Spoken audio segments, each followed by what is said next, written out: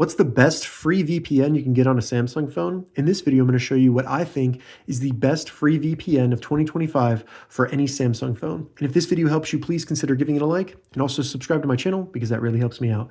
So the best free VPN, in my opinion, is going to be ProtonVPN.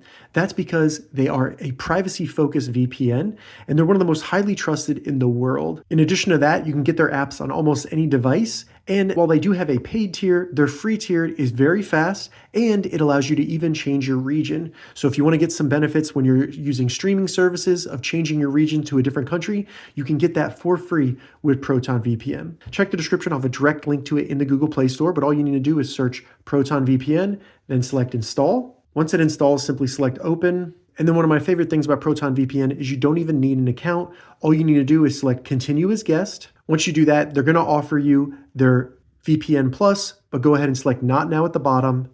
And then as you can see, we have free servers. So all you need to do to start using ProtonVPN for free is select connect.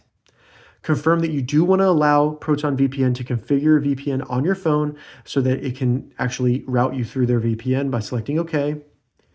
And there you go. I'm now connected. You can turn on notifications if you want, but I'm now connected to the Netherlands for free. Now you can always tell if your Samsung phone is connected to a VPN. Up in the top menu, you'll see a little key up there. And if you ever want to disconnect, you can just open up the app and select disconnect. You can also select change server to change to a different server, and I'll go ahead and do that. And now I'm going to be connected to Romania.